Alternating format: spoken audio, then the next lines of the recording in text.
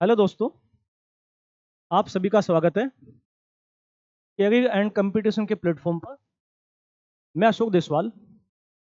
UP police री exam जो होने जा रहा है उसके लिए कुछ करंट अफेयर के क्वेश्चन डिस्कस करूंगा और जिनके आने की काफ़ी उम्मीद है।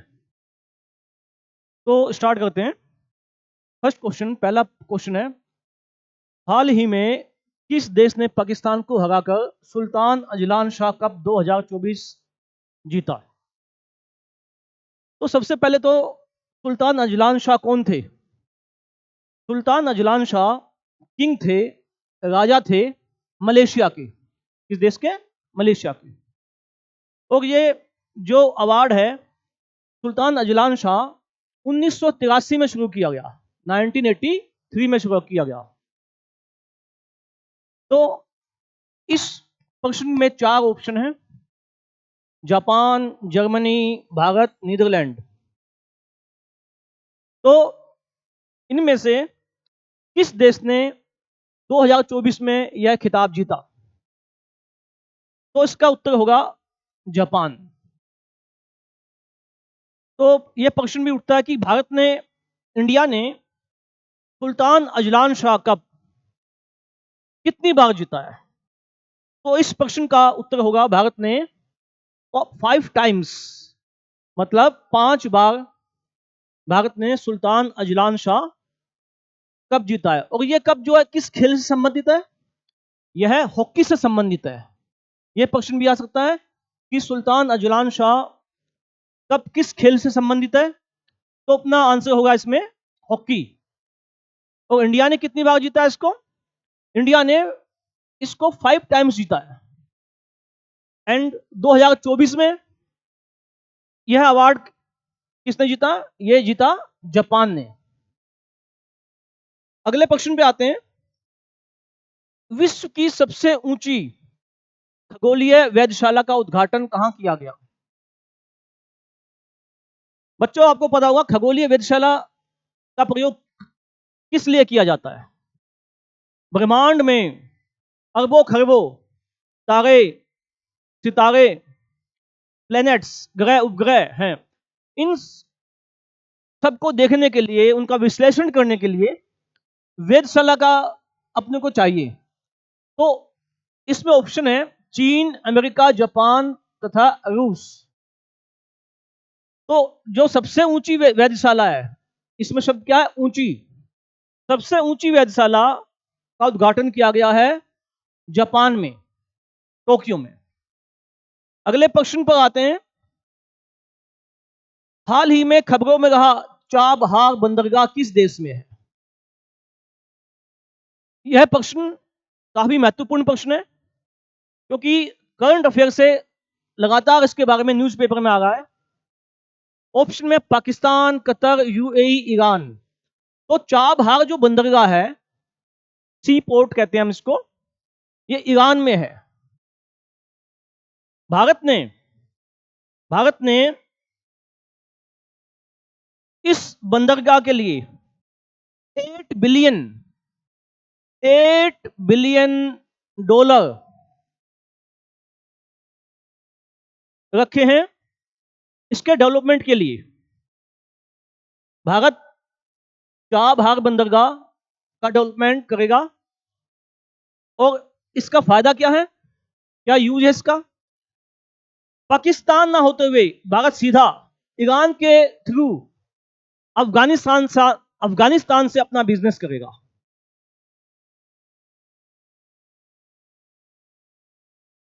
तो सामरिक दृष्टि से भी यह बहुत इंपॉर्टेंट पॉइंट है कि इंडियन गवर्नमेंट ने इस बंदरगाह को एक तरीके से अपने अंडर में ले लिया है। नेक्स्ट प्रश्न आता है, अगला प्रश्न। पेरिस ओलंपिक 2024 के लिए कोटा हासिल करने से पहले भारतीय पुरुष रेसलर, मतलब पहलवान, कौन है? ऑप्शन में है अमन सहरावत, विवेक चोपड़ा, दीपक दहिया तथा बजरंग पूनिया। तो बच्चों, इसमें इसका उत्तर होगा अमन सहरावत को पेरिस में कोटा मिल गया है कुश्ती के लिए। इनकी सीट फाइनल हो चुकी है। अब प्रश्न बनता है कि कुश्ती में अभी तक भारत ने कितने पदक जीते हैं, या ओलंपिक में सन 1900 से लेकर आज तक, मतलब जो पिछला ओलंपिक था, भारत ने कुल कितने पदक जीते हैं। तो इस प्रश्न का आंसर है, भारत ने 1900 से लेकर अभी तक 35 मेडल टोटल जीते हैं। भारत ने 35 पदक अभी तक ओलंपिक में जीते हैं। कुश्ती की बात करते हैं। कुश्ती में सबसे पहला पदक 1952 में के डी जाधव ने जीता। तो अच्छा प्रश्न है ये।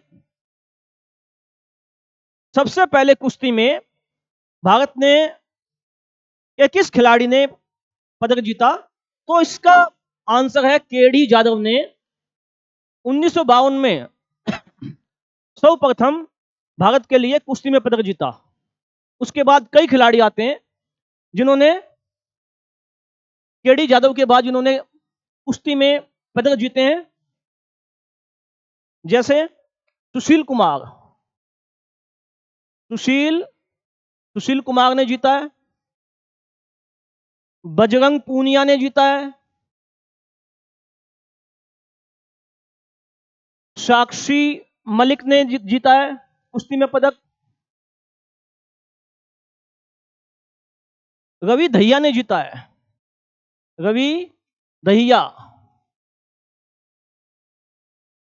बजरंग पूनिया हो गया 1 2 3 4 5, और योगेश्वर दत्त ने जीता है, योगेश्वर दत्त। तो अपने पास खिलाड़ियों की कितनी संख्या है जिन्होंने कुश्ती में पदक जीते हैं?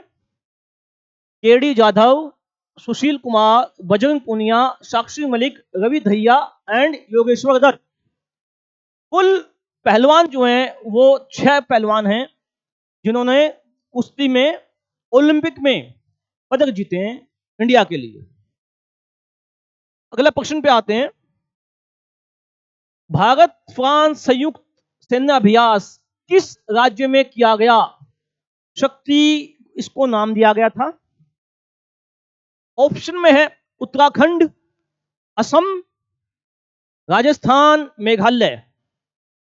तो इस प्रश्न का उत्तर है मेघालय। मेघालय में भारत की तथा फ्रांस की सेनाओं ने एक संयुक्त सैन्य अभ्यास किया, मिलिट्री एक्सरसाइज की, जिसे नाम क्या दिया गया? शक्ति नाम दिया गया।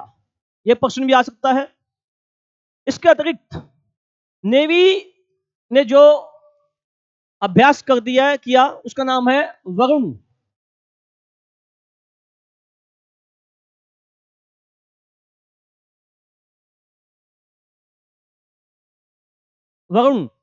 और एयरफोर्स, इंडियन एयरफोर्स जो अभ्यास किया इंडियन एयरफोर्स ने, उसका नाम है गरुड़। तो 3 प्रश्न बन गए इसमें, शक्ति, वरुण और गरुड़। अगला प्रश्न, किस देश ने भारतीयों को वीजा फ्री एंट्री की समय सीमा बढ़ा दी है? फ्री वीजा, बच्चों क्या बोला? Free visa. हम किसी भी देश में जाते हैं, अमेरिका में जाते हैं, कनाडा में जाते हैं, इंग्लैंड में जाते हैं, तो वहां पर एक पर्टिकुलर फिक्स वीजा फीस होती है जो हमें देना पड़ती है। तो इन 4 ऑप्शन में से वियतनाम, मलेशिया, श्रीलंका, फ्रांस, इन 4 देशों में से एक देश ने 30 डेज के लिए, मतलब 30 दिन के लिए, जो इंडियन सिटीजन है इनको फ्री वीजा कर दिया, भाई आओ, कोई फीस नहीं देनी आपको। तो ये हमारा पड़ोसी देश है श्रीलंका। श्रीलंका ने क्या कर दिया? फ्री वीजा कर दिया इंडियन सिटीजन के लिए। और श्रीलंका जो फीस लेता था वीजा की, ये लेता था $50 लेता था 30 डेज के लिए। तो अभी आप जाना चाहो जा सकते हो श्रीलंका, कोई डॉलर आपको $50 देने की आवश्यकता नहीं है, फ्री है इस समय। क्योंकि श्रीलंका जो है ना अपना टूरिज्म बढ़ाना चाहता है, उसकी आर्थिक स्थिति काफी खराब हो गई थी देश की। इस वजह से विश्व के जो टूरिस्ट हैं उनको आकर्षित करने के लिए श्रीलंका ने फ्री वीजा कर दिया है इंडिया के लिए। अगले प्रश्न पे आते हैं, प्रश्न नंबर 7। हाल ही में खबरों में रहा शिंकुला पास। शिंकुला पास, पास मतलब हिंदी में कहते हैं दगा, पास मीन्स दगा। दो पहाड़ों के बीच का रास्ता होता है जहां से नदियां भी निकलती हैं और आने जाने के लिए उसका प्रयोग किया जाता है, इसे कहते हैं पास। पास को हम इस साइन से डिनोट करते हैं, इस साइन से। तो इस प्रश्न का आंसर क्या होगा? ऑप्शन है उत्तराखंड, अरुणाचल प्रदेश, सिक्किम तथा हिमाचल प्रदेश। अपने प्रश्न का आंसर है हिमाचल प्रदेश। हिमाचल प्रदेश में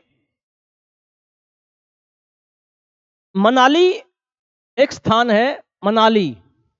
मनाली को जोड़ता है लेह से। ये शिंकुला जो पास है ये मनाली है हिमाचल प्रदेश में और लेह है लद्दाख में। इन दोनों को जोड़ता है। हमें लेह लद्दाख जाना है तो हम मोस्टली क्या करेंगे, पंजाब से होते हुए जम्मू कश्मीर से होते हुए जाएंगे।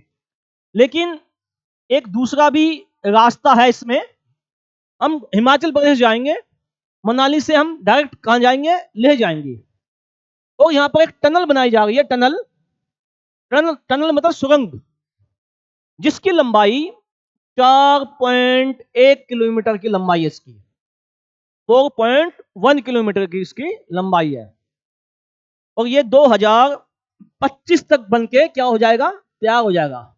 तो एग्जाम के अंदर यह क्वेश्चन भी आ सकता है कि मनाली टू लेह जो टनल है, जो सुरंग है, इसकी कितनी लंबाई है। तो हम इसमें आंसर में क्या बोलेंगे, 4.1 किलोमीटर। इसके अलावा हिमाचल प्रदेश में एक महत्वपूर्ण पास मतलब जगह एक हो गया, उसका नाम है शिप किला। क्या नाम है, शिप किला। शिप किला भी एक क्या है, पास है। यह भी महत्वपूर्ण प्रश्न है।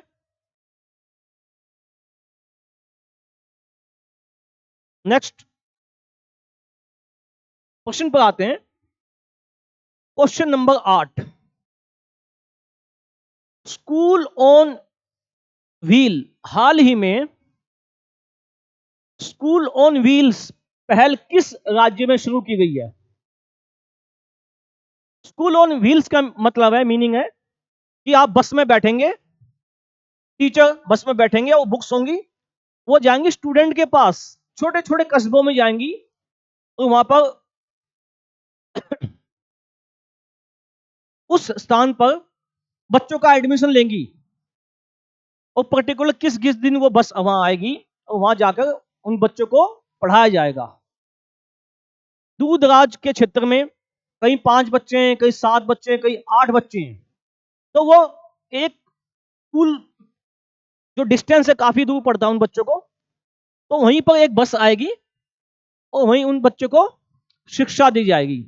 तो स्कूल ऑन व्हील्स किसने शुरू किया है, यह क्वेश्चन है। ऑप्शन में है असम, मणिपुर, गुजरात तथा हिमाचल प्रदेश। तो इस प्रश्न का आंसर होगा मणिपुर। मणिपुर राज्य भारत का पहला राज्य है, इंडिया का पहला स्टेट है जिसने स्कूल ऑन व्हील्स स्टार्ट किया है। इसके अलावा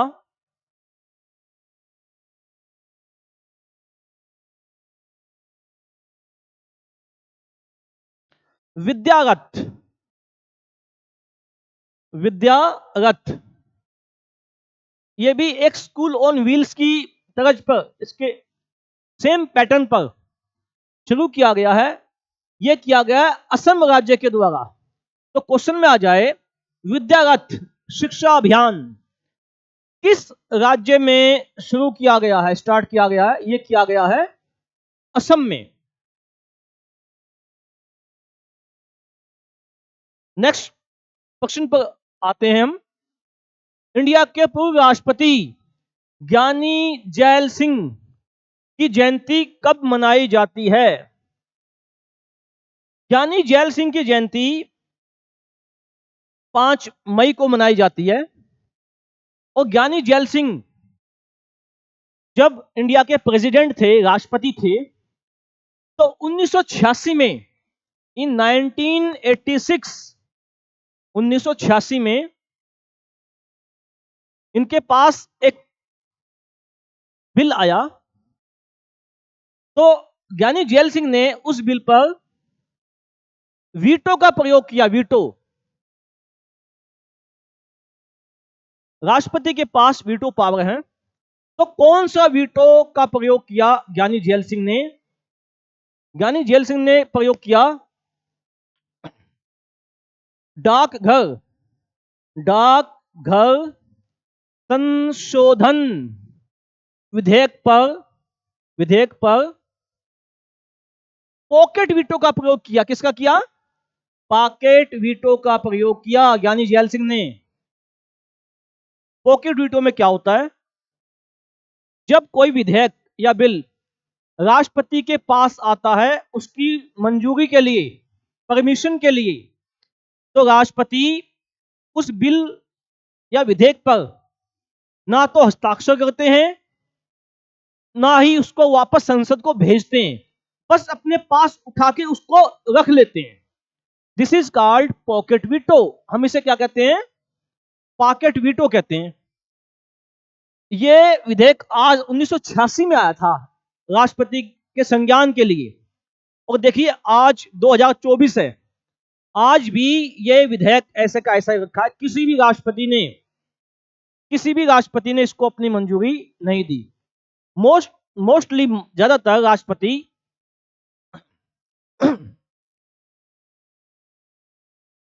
गैर सरकारी विधेयक पर इसका प्रयोग करते हैं। मतलब प्राइवेट बिल कोई लेके आ गया, कोई भी संसद सदस्य, इसमें गवर्नमेंट का इन्वॉल्वमेंट नहीं होता है। कोई भी संसद सदस्य अपना कोई बिल लेके आ गया और वहां से संसद से पास हो गया, वो तब राष्ट्रपति के पास जाएगा परमिशन के लिए। उसे कहते हैं गैर सरकारी या प्राइवेट बिल कहते हैं। तो ये जो पोस्ट ऑफिस अमेंडमेंट बिल था, पोस्ट ऑफिस संशोधन, डाकघर संशोधन विधेयक, इसको राष्ट्रपति ज्ञानी जैल सिंह ने अपनी मंजूरी या परमिशन नहीं दी। अगला प्रश्न आते हैं। इंटरनेशनल इलेक्शन विजिटर्स प्रोग्राम के तहत भारत के कितने देश के चुनाव प्रबंध निकायों को आमंत्रित किया गया है? भारत के जो चुनाव आयोग है वो अलग अलग देशों के जो चुनाव से संबंधित लोग हैं उनको आमंत्रित करता है इंडिया में कि देखो भाई और सीखो कि हमारा चुनाव प्रबंध कैसा है। तो मोस्टली ज्यादातर छोटे छोटे देशों के लोग आते रहते हैं जिनका संबंध चुनाव से है। वो सीख के जाते हैं इंडिया में कि इतना बड़ा देश है, इतनी ज्यादा पॉपुलेशन है, तो भारत में, इंडिया में ये चुनाव जो प्रक्रिया है ये किस तरह से चलती है। तो इस प्रश्न का आंसर है 23 देशों के विजिटर्स को इंडिया में आमंत्रित किया गया। अगला प्रश्न पे आते हैं।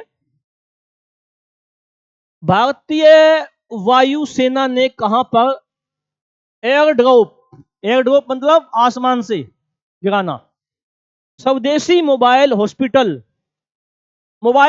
है भीष्म ट्यूब का परीक्षण किया?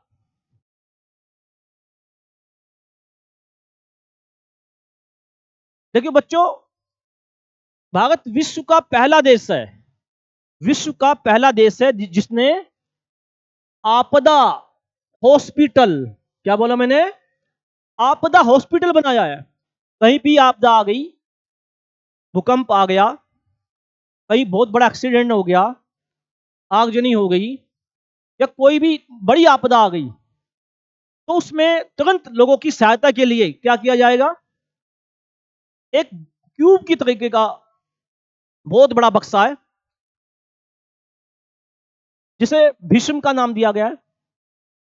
इसको वायुयान के द्वारा लेके जाएंगे डिजास्टर के स्थान पे, जहां पे आपदा हुई है, तो गिरा देंगे इसको, ये खुल जाएगा, और वहां पर इसमें सब के सब इंस्ट्रूमेंट रखे हैं इलाज के लिए, तो वहां पर डॉक्टर अपना वहां के लोगों का अच्छे तरीके से क्या कर सकते हैं? इलाज। तो इसका परीक्षण कहां किया गया, क्वेश्चन है। ऑप्शन में है नई दिल्ली, आगरा, जयपुर, पटना। तो इस प्रश्न का आंसर है आगरा में। काफी महत्वपूर्ण प्रश्न था। अगले प्रश्न पर आते हैं। भारत के 85वें ग्रैंड मास्टर कौन बने? ऑप्शन में है विदित गुजराती, मुकेश डी, वैशाली रमेश बाबू, पी श्याम निखिल। अपने इस प्रश्न का आंसर है पी श्याम निखिल। पी श्याम निखिल भारत के 85वें ग्रैंड मास्टर बने, 85th ग्रैंड मास्टर बने। एक प्रश्न और इंपॉर्टेंट है इसके साथ, इंडिया का सर्वोच्च खेल अवार्ड कौन सा है? सर्वोच्च, ये है ध्यानचंद, मेजर ध्यानचंद, मेजर ध्यानचंद खेल रत्न पुरस्कार। This is the highest games award of India. इसका पहले का नाम था राजीव गांधी खेल रत्न पुरस्कार, लेकिन अब इसका नाम चेंज कर दिया गया है। इसका नाम है मेजर ध्यानचंद खेल रत्न पुरस्कार। तो ये सबसे पहले किसे दिया गया? ये भी एक ग्रैंड मास्टर को दिया गया था। क्या नाम है उनका, बताओ? मेजर ध्यानचंद खेल रत्न अवार्ड किसे दिया गया? ये आपके लिए मैं प्रश्न छोड़ता हूं। इस प्रश्न का आंसर सभी बच्चे मुझे भेजेंगे। और किस खिलाड़ी को 3 अवार्ड हैं खेल में? मेजर ध्यानचंद खेल रत्न अवार्ड, उसके बाद अर्जुन अवार्ड, फिर है द्रोणाचार्य अवार्ड। मेजर ध्यानचंद खेल रत्न पुरस्कार, अर्जुन पुरस्कार, द्रोणाचार्य पुरस्कार अवार्ड। ये तीनों किस खिलाड़ी को मिल चुके हैं? ये तीनों मिल चुके हैं पुलेला गोपीचंद को। और पुलेला गोपीचंद किस खेल के खिलाड़ी हैं? पुलेला गोपीचंद है बैडमिंटन के खिलाड़ी। ये भी इंपॉर्टेंट क्वेश्चन है। तो एक क्वेश्चन मैंने आपको दिया होमवर्क के लिए। अगला प्रश्न, नेक्स्ट। सॉरी, बांग्लादेश ने T20 विश्व कप 2024 के लिए किसे टीम का कप्तान बनाया? बांग्लादेश की टीम के क्रिकेट के कप्तान पूछा गया इस क्वेश्चन में। ऑप्शन है लिटन दास, नजमुल हुसैन शांतो, सोमैया सरकार, शाकिब अल हसन। तो इस प्रश्न का आंसर है नजमुल हुसैन शांतो। तो भारत के T20 के कप्तान कौन है, बताओ? भारत के T20 के कप्तान बताइए। रोहित शर्मा हैं। रोहित शर्मा भारत के T20 के कप्तान है। रोहित शर्मा। देखिए, कुछ बच्चे ना क्रिकेट में इंटरेस्ट लेते हैं, उनको पता नहीं होगा। और राहुल द्रविड़ ये भारतीय T20 के क्या हैं? कोच हैं, खेल प्रशिक्षक। अगले प्रश्न पर आते हैं। हाल ही में वर्ष 2024 के पुलित्जर अवार्ड दिए गए हैं, इसे किस क्षेत्र में दिया जाता है? ऑप्शन है विज्ञान, पत्रकारिता, भौतिकी, रसायन। इस प्रश्न का आंसर है पत्रकारिता, जर्नलिज्म।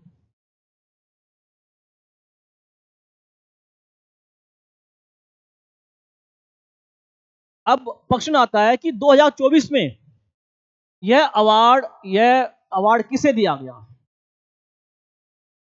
यह दिया गया जेने एनी फिलिप्स को।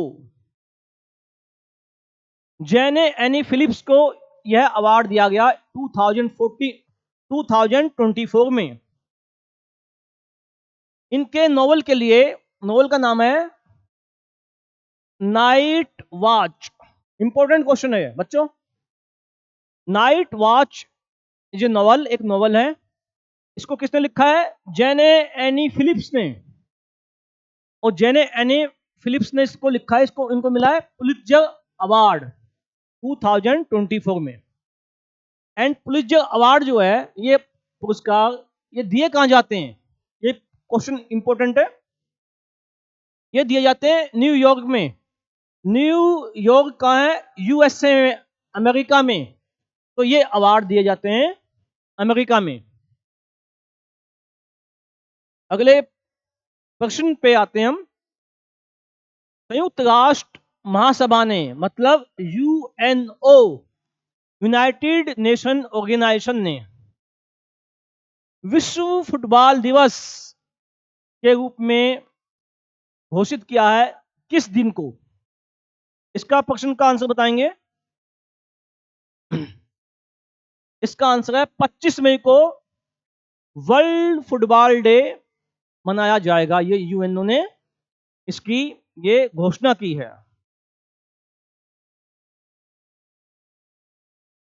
अब एक, जब फुटबॉल की बात हो गई है, एक बड़ा इंपॉर्टेंट क्वेश्चन आ गया है जो आने की उम्मीद है।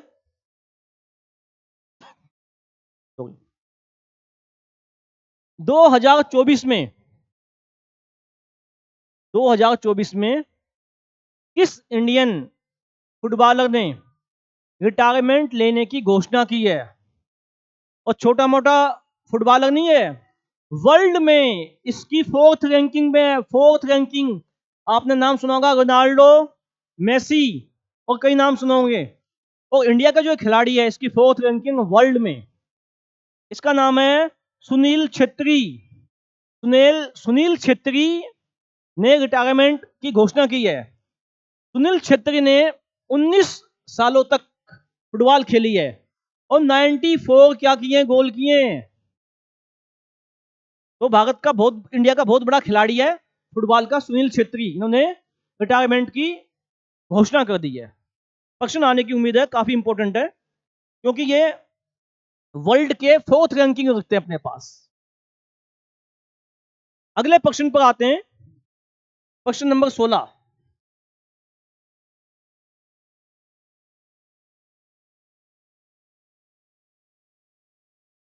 टाटा कंसल्टेंसी सर्विसेज, टीसीएस, ने कहां पर ग्लोबल आर्टिफिशियल इंटेलिजेंस, मतलब इसको कहते हैं हम एआई, सेंटर ऑफ एक्सीलेंस बनाने की घोषणा की है?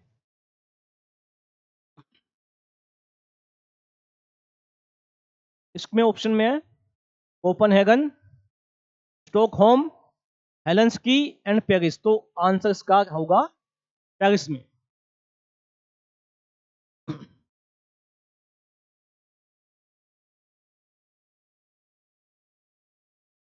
अगले प्रश्न पर आते हैं।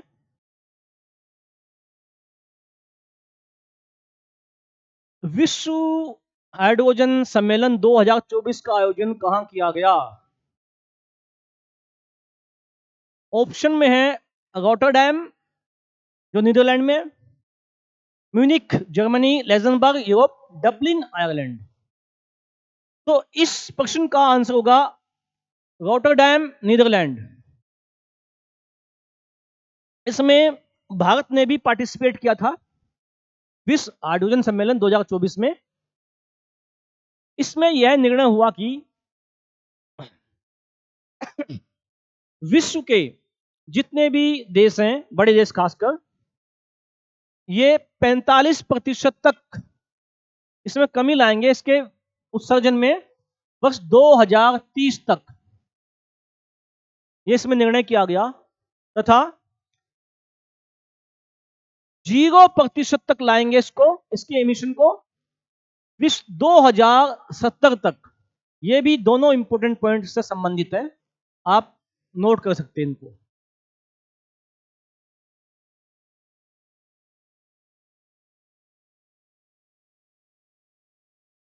अगले प्रश्न पर आते हैं।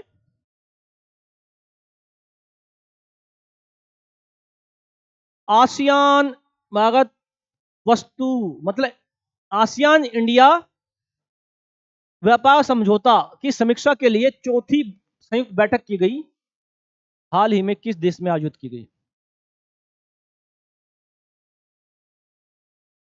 इसमें ऑप्शन है सिंगापुर, मलेशिया, इंडिया, थाईलैंड। इसका आंसर होगा Malaysia. Next point, CDS general Anil Chauhan की अध्यक्षता में परिवर्तन चिंतन नामक 2 दिवसीय सम्मेलन का आयोजन कहां किया गया? ऑप्शन है नई दिल्ली, मुंबई, बेंगलुरु, चेन्नई। आंसर है नई दिल्ली में। देखिए, what is CDS? Chief of defence services. आपको पता है कि इंडिया में थल सेना फर्स्ट नंबर पे, थल सेना, फिर वायुसेना, फिर नौसेना। इन तीनों के अपने अपने हेड होते हैं। इन तीनों का समन्वय बनाने के लिए, मतलब ये तीनों मिलजुल के काम कर सकें, इनके ऊपर एक हेड बनाया गया है जिसका नाम है सीडीएस।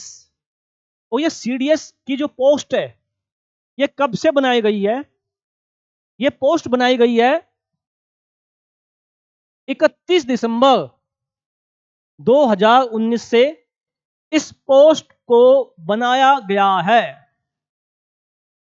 तो भारत के, इंडिया के, who was the first CDS of India? India का पहला सीडीएस कौन था? इंपॉर्टेंट क्वेश्चन है अभी। इंडिया का पहला सीडीएस था जनरल बिपिन रावत। कौन थे?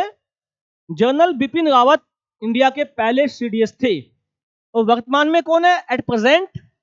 जनरल अनिल चौहान इस समय सीडीएस है। तो जो फर्स्ट सीडीएस था वो इंपॉर्टेंट क्वेश्चन है, जो प्रेजेंट है सीडीएस वो भी इंपॉर्टेंट क्वेश्चन है।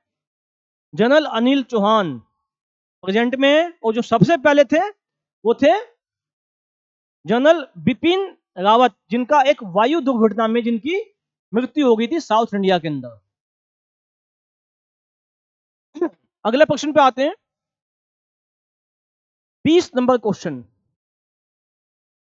8 मई 2024 को उत्तराखंड के मुख्यमंत्री पुष्कर सिंह धामी ने किस जिले को पिरुल लाओ पैसे बचाओ मिशन की शुरुआत की?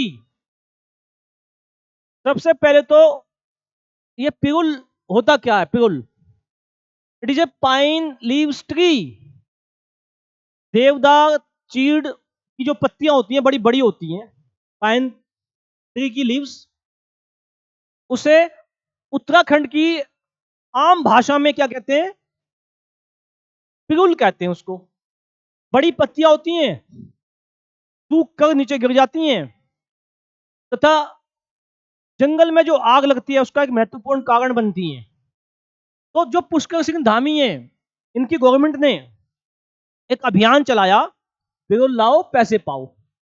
मतलब जो भी भाई पिरुल लेके आएगा, हर डिस्ट्रिक्ट में सेंटर बना रखे हैं, वहां पे पेरोल तुलवाओ और पैसे आपके बैंक में सीधे अकाउंट में ट्रांसफर हो जाएंगे। तो 50 रुपए, 50 रुपी पर केजी, 50 रुपी पर केजी ये उनको दिए जाएंगे। इससे एक तो पर्यावरण भी सुरक्षित रहेगा, आग लगने का भय नहीं है। दूसरा, जो बेरोजगार युवा हैं उनको काम भी मिल जाएगा, तो उनके अकाउंट में डायरेक्ट पैसे ट्रांसफर हो जाएंगे। हर जिले में, डिस्ट्रिक्ट में सेंटर बना रखे हैं गवर्नमेंट ने। बड़ा अच्छा अभियान चलाया, ये मिशन चलाया। तो क्वेश्चन ये है कि पुष्कर सिंह धामी ने ये जो अभियान चलाया, इसकी शुरुआत जो है वो कहां से की गई, किस जिले से की गई? इसका आंसर है, ऑप्शन में है देहरादून, नैनीताल, रुद्रप्रयाग तथा हरिद्वार। तो इसका ऑप्शन है सी, रुद्रप्रयाग से इसको स्टार्ट किया गया। बिरल लाओ पैसे बचाओ मिशन।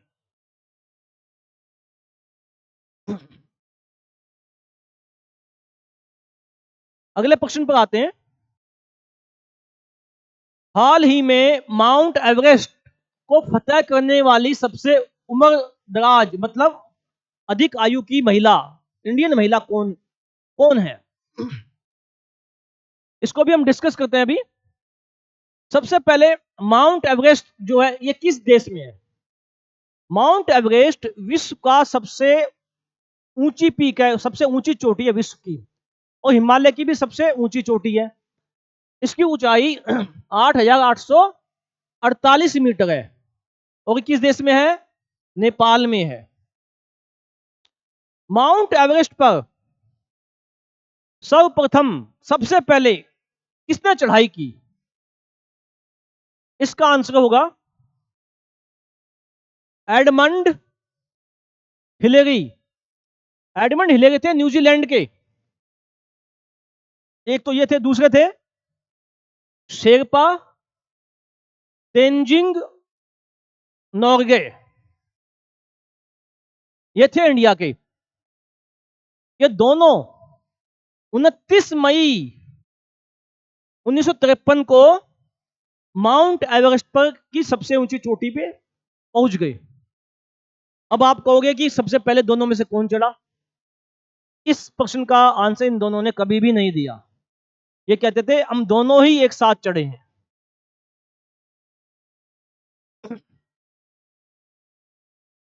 अब आते हैं हम अपने प्रश्न पर कि माउंट एवरेस्ट पर सबसे अधिक आयु की भारतीय महिला कौन है? ऑप्शन में है ज्योति अत्रे, सोनी कुमारी, आशा लता सिन्हा, अरुणिमा चौधरी। तो इस प्रश्न का आंसर है ज्योति अत्रे। सबसे अधिक आयु की महिला है भारतीय जो माउंट एवरेस्ट पर चढ़ी। एक प्रश्न होगा इसमें, बता देता हूं उसका आंसर। इसमें तो अरुणिमा चौधरी लिखा है, वे थी अरुणिमा सिन्हा। मैं सिन्हा लिख देता हूं काट के, सिन्हा। अरुणिमा सिन्हा जो है ये भारत की पहली दिव्यांग महिला है जो माउंट एवरेस्ट पर चढ़ी।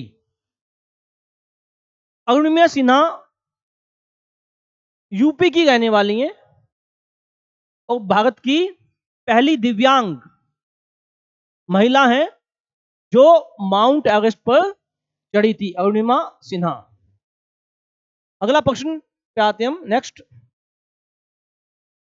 किस भारतीय मूल के प्रोफेसर को खगोल विज्ञान में प्रतिष्ठित शाह अवार्ड से सम्मानित किया गया?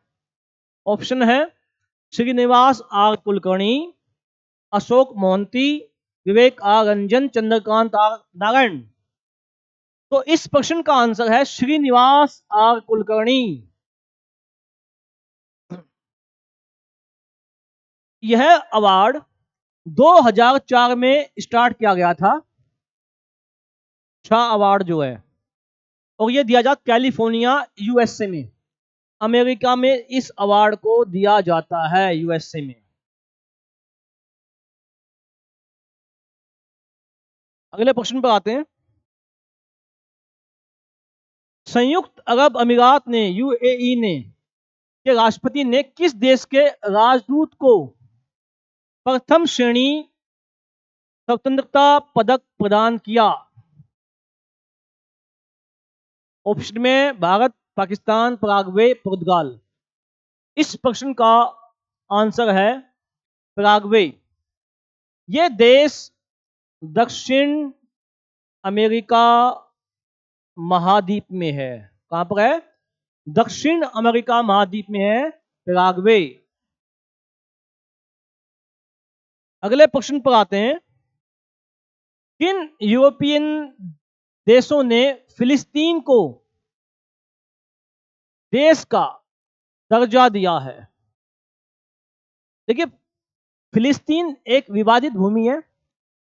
विश्व के काफी देशों ने इसको अभी तक देश की मान्यता प्रदान नहीं की है, फिलिस्तीन को। और इसके पास ही है गाजा पट्टी। नाम सुना होगा आपने, गाजा पट्टी। और यहीं पर इजराइल की और फिलिस्तीन की लड़ाई है आपस में, जो अभी भी चल रही है। तो ऑप्शन में है, किस देश ने फिलिस्तीन को दर्जा दिया देश का? ऑप्शन में है नॉर्वे, आयरलैंड और स्पेन। नॉर्वे, पुर्तगाल और फ्रांस, जर्मनी, ग्रीस और इटली। नॉर्वे, पुर्तगाल और स्पेन। इस प्रश्न का आंसर होगा ए, नॉर्वे, आयरलैंड और स्पेन। 25 नंबर क्वेश्चन पर आते हैं। इंडिया ने किस देश से अपना सैन्य कर्मियों को वापस बुला लिया है? इंडिया ने किस देश से अपने जो सैनिक हैं उनको क्या है, वापस बुला लिया है? ऑप्शन में है मालदीव, नेपाल, बांग्लादेश, ईरान। इस प्रश्न का आंसर है मालदीव। मालदीव से ही क्यों बुलाया? क्योंकि मालदीव में अभी चुनाव हुए थे और मालदीव के चुनाव में वहां की जनता ने एक नई गवर्नमेंट को बना दिया, जिसके अध्यक्ष थे या अब राष्ट्रपति हैं मोहम्मद मुज्जू। मोहम्मद मुज्जू इसके राष्ट्रपति हैं। जब से ये राष्ट्रपति बने, राष्ट्रपति भी कैसे बने थे, इन्होंने इंडिया के खिलाफ काफी कुछ बोला। जब ये राष्ट्रपति बन गए तो जाके चीन से मिल गए और चीन के साथ गठबंधन करने लगे और चीन ने इनको भड़काया तथा इन्होंने फिर भारत के साथ संबंध जो है ना बिगाड़ लिए। तो इंडियन गवर्नमेंट ने मालदीव से अपने जो सैनिक हैं वो बुला लिए। और सैनिक भी कौन थे? जो वहां पर टेक्निकल सपोर्ट के लिए, मतलब एयरपोर्ट के लिए या एयरक्राफ्ट के लिए या बाकी चीजों के लिए उनकी टेक्निकल सपोर्ट करते थे। मालदीव के जो डिपार्टमेंट्स हैं एयर फोर्स से रिलेटेड उनकी। तो ये क्वेश्चन है इसका। तो भारत ने मालदीव से अपने सैनिक वापस बुला लिए। तो दोस्तों, ये हमने 25 क्वेश्चन डिस्कस किए और उनसे संबंधित क्वेश्चन डिस्कस किए। तो इसमें कई प्रश्न इंपॉर्टेंट है जिनके यूपी री एग्जाम में आने के चांसेस हैं। हम डेली 25 या उससे अधिक कुछ क्वेश्चन लेके आएंगे और उनको डिस्कस करेंगे करंट अफेयर में। और करंट अफेयर से रिलेटेड जो जो उनसे टॉपिक का जुड़ाव होता है उन सबको हम डिस्कस करेंगे। क्योंकि कई बार ऐसा होता है कि ये प्रश्न तो ये है, ये क्वेश्चन ना पूछ के आपसे पूछ लेगा कि मालदीव की भाई राजधानी क्या है। तो क्या है मालदीव की राजधानी? माले है। क्या है? मालदीव की राजधानी क्या? माले है। मालदीव के राष्ट्रपति कौन है? मोहम्मद मुज्जू। अब मालदीव की करेंसी पूछ लेगा आपसे कि मालदीव की करेंसी क्या है। तो मालदीव की करेंसी है मालदीवियन रुफिया। रूफिया ऐसे लिखेंगे इसको, रुफिया। हमारे यहाँ तो रुपया बोलते हैं, रुपीस बोलते हैं, वो बोलते हैं रुफिया। तो इसी तरीके से जो करंट के क्वेश्चन बनते हैं उससे संबंधित जितने भी प्रश्न बनते हैं वो हम डिस्कस करेंगे। क्योंकि कई बार करंट का क्वेश्चन ना पूछ के उससे संबंधित क्वेश्चन एग्जामिनर पूछ लेता है। धन्यवाद।